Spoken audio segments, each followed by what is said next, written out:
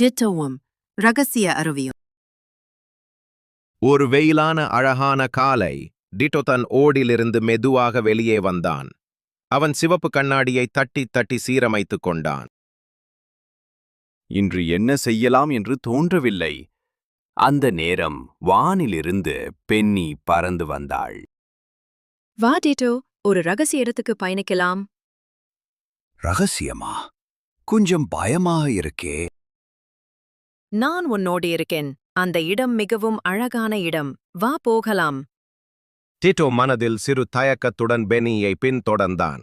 மரங்கள், பூக்கள், பசுமை எல்லாம் புதிய உலகம் போல் இருந்தது. அவர்கள் நடந்து ஒரு சிறிய பாலத்திற்கு வந்தார்கள். பாலம் சற்று ஊசலாடியது. ஐயோ, இது சரிவா போயிடுமோ? பயப்படாதே, நான் மேலிருந்து உனக்கு பாட்டு பாடுறேன். நடநட சிறிய கால்கள் நண்பன் கூற பயமில்லை. பரிபரிய பயம் வந்தால் நம்பிக்கையால் அதை நீக்கலாம். சிரி சிரி முன்னேறு, நீயும் ஹீரோ ஆகலாம். டிட்டோ புன்னகையுடன் மெதுவாக நடந்து கடந்து விட்டான். திடீரென சுளுசுளுப்பென ஒரு சத்தம். அது என்ன சத்தம்? பூனையா? பொற்பின்னால் ஓர் அணில் தோன்றியது. அது ஒரு முந்திரி பழத்துடன் ஓடிச் சென்றது. அதுதான் உனக்கு பயமா? அது நம்ம சாஞ்சு அண்ணாதானே. அவர்கள் இருவரும் நெருக்கமாக சிரித்தார்கள். அந்த சிரிப்பில் பயம் போனது. மரக்கிளைகளை தாண்டியவுடன் ஒரு அற்புதக் காட்சி. ஒரு வெண்ணிற அருவி, சூரிய ஒளியில் கற்கள் மின்னின. பட்டாம்பூச்சிகள் நடனமாடியன. Amazed. Wow!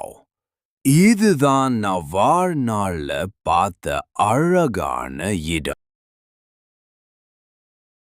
அந்த இரவு டிட்டோ வீட்டுக்குத் திரும்பினான். அவனுடைய நண்பர்கள் எல்லாம் அவனைச் சுற்றி கொண்டார்கள். நான் முதலில் பயந்தேன், ஆனா முயற்சி செய்தேன். அதனால்தான் இப்படி ஒரு அருமையான இடத்தை பார்த்தேன். நீ உன் பயத்தை வென்று வந்தாய். அதுதான் உண்மையான துணிச்சல். இதில் இருந்து நாம் கற்றுக்கொள்ள வேண்டிய பாடம்: பயம் என்பது நம் அனைவருக்கும் வரும். ஆனால் பயத்தை தாண்டி செல்லும் ஒருவரே உண்மையான துணிச்சலாளர். நண்பனின் நம்பிக்கையும் தன்னம்பிக்கையும் இருந்தால் எதையும் சாதிக்கலாம். நன்றி.